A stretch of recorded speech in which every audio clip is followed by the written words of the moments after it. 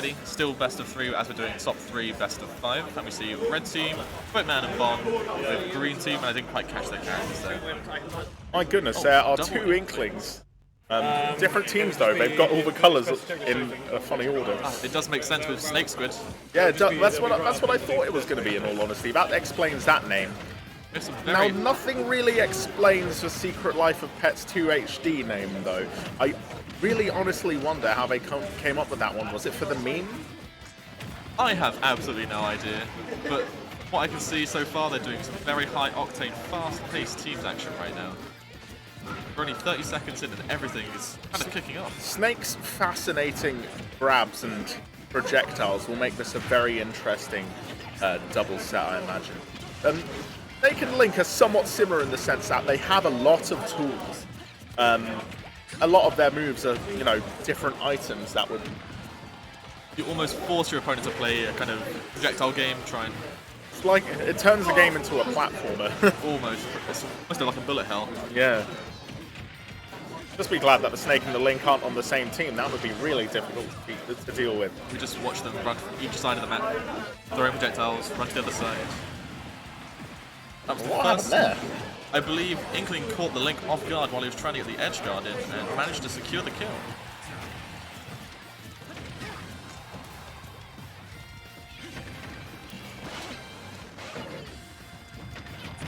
Very good standard play. Another edge guard from Inkling. I have a friend who, every time he sees Inkling, he makes a Kid Squid references from those adverts where Splatoon first launched. You're a kid, I'm a squid.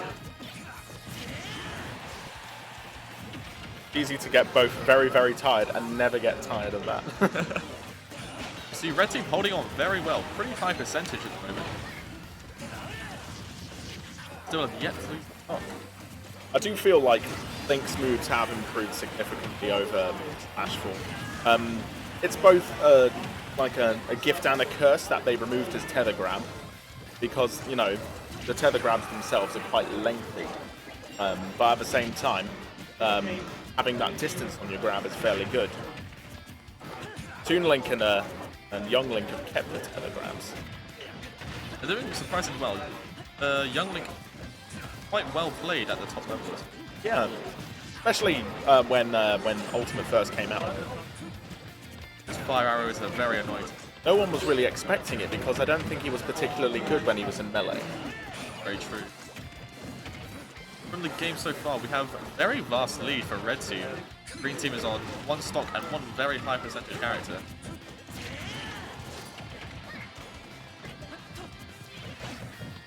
Back and forth projectiles, especially that bomb in the...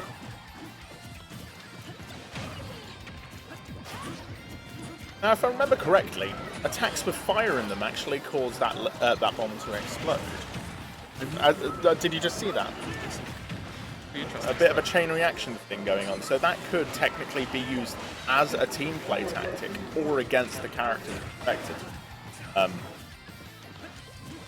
Say, for example, Snake were to throw a grenade, someone would be able to grab that and just throw it back at one of Link's bombs and head it on. Or especially like teaming with a Roy, for example. All the fire moves. All the fire moves. Yeah, but if you're using fire moves up close, you're probably going to get hit by the explosion. So that's definitely a double-edged sword. Risk and reward, my friend. Risk and Oh reward. my goodness! Was that a team kill there? Oh, I noticed that. I was paying attention to Snake on the other he side. just used his remote detonated bomb and blew his teammate sky high. When it's equalized stocks, we do have one very high percentage of Link at the moment. This could end up a 2v1 very quickly unless Link plays very defensively. Seems to be walling out quite well on either side of the stage. Controlling center stage quite well than Link and the Inkling. You know what thing I noticed not a lot of Link players use? I suppose it's risky as you almost have to stand it completely still. But the fact that his shield does have that invincibility, like if you just stand there, his shield can deflect explosions and projectiles, provided they're at the right height. Very true. That was 1v1 situation with Inkling with his lead as well. Looks like the Snake versus the Squid. Oh goodness, that was almost all over. Red team has really, Green team has really turned this around in their favour. Especially since, you know, Red team were ahead. I do feel that that team kill earlier made... Oh, goodness me, that up smash was very well timed. Well played on Boatman. His spot dodges earlier against the smash attacks as well. They were very indeed. clutch. Just getting out of that root, being rooted into the ground there as well, I could have sworn it was almost over. So that will be 1-0 to Snake Squid.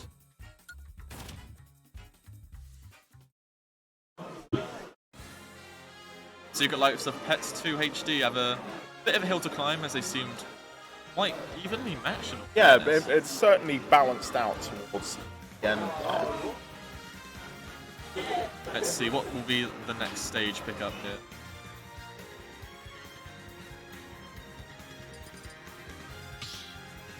Run to Final Destination. With a lot of projectile characters, this could get hectic very quickly. Very quickly. Lack of platforms and everything. Make sure you get the right skin there, Snake. Trying to micromanage the, you know, the ink aspect of the Inkling. A lot of players somewhat forget that it provides that buff. So getting hit by Ink Move, whilst it may cause minimal damage initially, may cause the damage to rack up a bit later. And especially where team hitting is concerned. Especially when Inklings are on both sides. Definitely. It'd be very unfortunate if fully inked teammate were to killed by your own team. Something I found out once is that it's really easy to root someone into place if they block the paint gun, which the paint gun otherwise isn't an incredible move. But when used in a team, you can use it to essentially hold someone in place. There's quite a lot of hit stun for something so weak. Yeah, probably because it is just consistently going, but you will run out of ink, so... That's an early stock taken off Boatman, putting green team into the lead, and no Inkling on red team. It looks like Bon has run out of ink. Finding time, there we go. Finding time to recharge your ink is imperative. So yeah, a lot of projectile control from both Inklings and the Link there.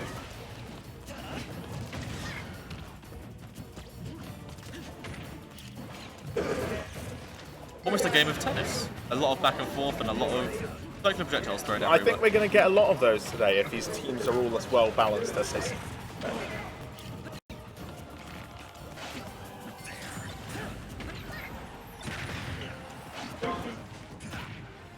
One's going for the edge guard, but the roller is keeping the other Inkling very safe.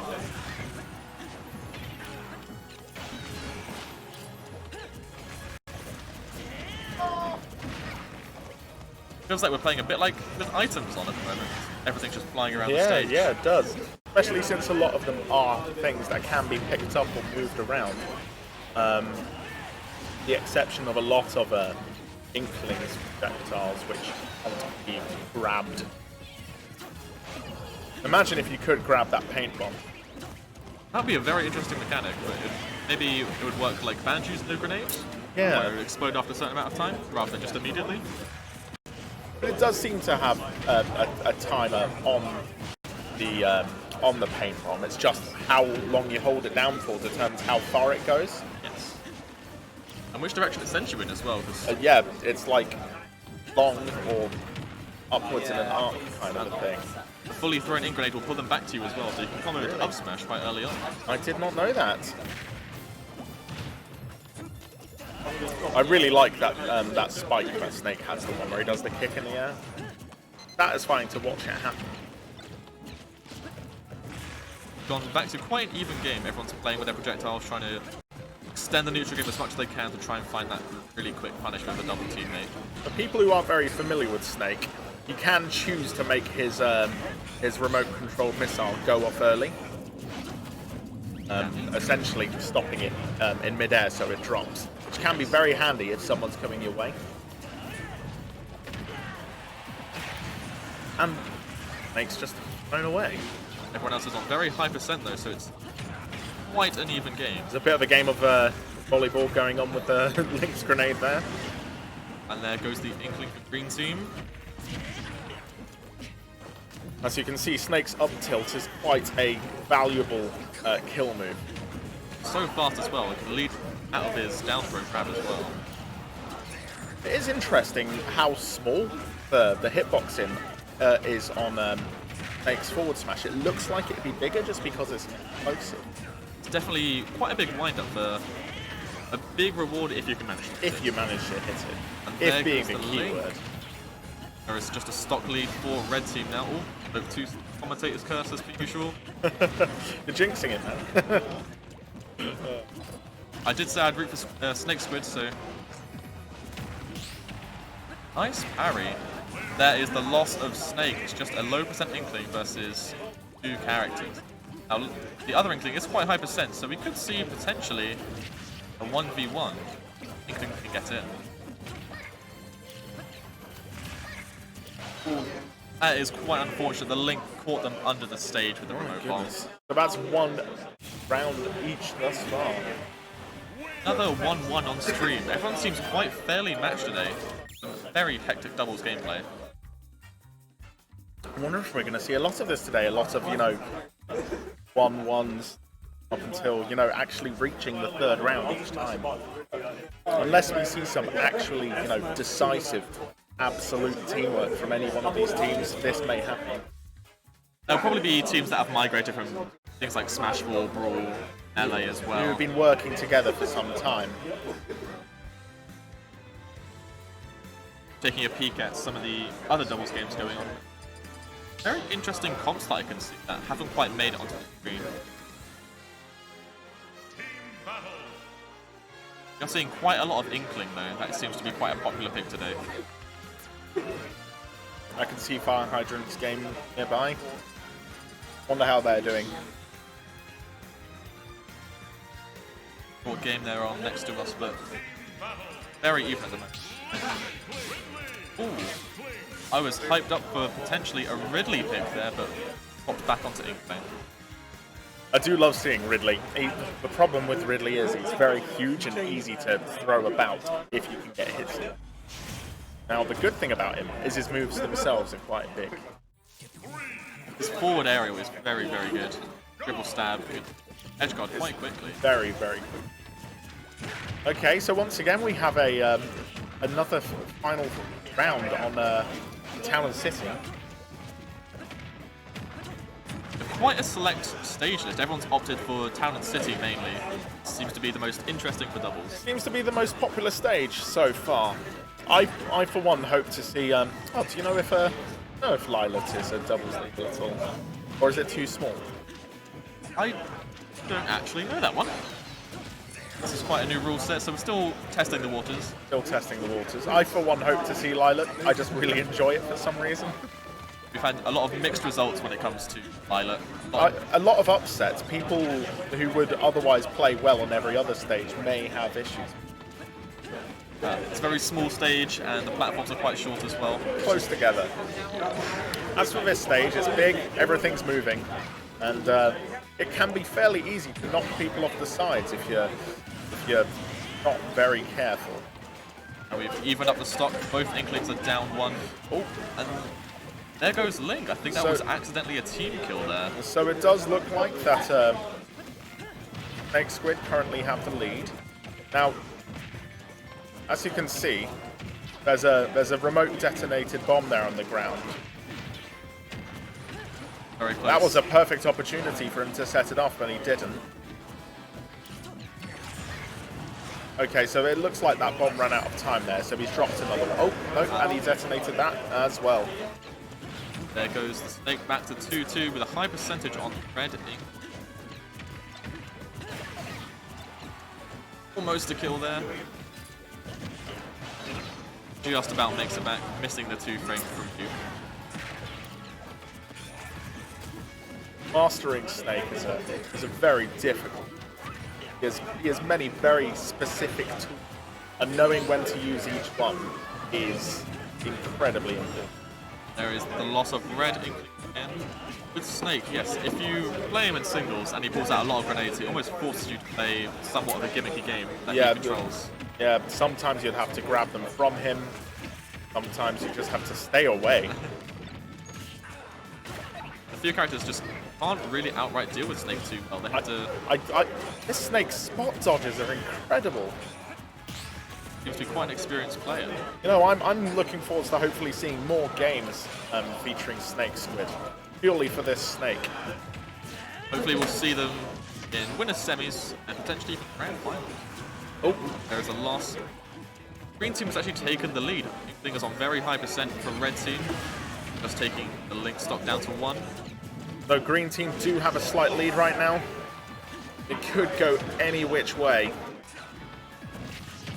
Very tense It game. does look like this link is being a lot more defensive now, and now there's a clear advantage for the Green team. And Boatman do anything spicy while he's on stream? Oh, I suppose he can. Bought out what was going to be an edge guard on him and reversed onto the enemy team. You just got to keep an eye on where those remote detonated bombs are. Spending a lot of time that high in the air can be very dangerous. Team grab combos there, but they seem to be hitting each other with projectiles quite a lot. Green team needs to be a bit more careful. Like I said, Great Inkling spot. does seem to be a bit of a double-edged sword when it comes to team play. Harry. Unlucky on the up smash there from Lee. 4 drops. Just kicked away the bomb. Oh! Oh And my that goodness! is roller That arrow hitting Snake square in the face before getting forward smashed was an assault in the wound right there. And the reverse 2-0 from the Secret Lives of Pets. I really thought that was going Snake Squid's way, so I'm genuinely surprised. The Secret Life of Pets 2 HD really managed to take it back there. Perhaps we'll see them return.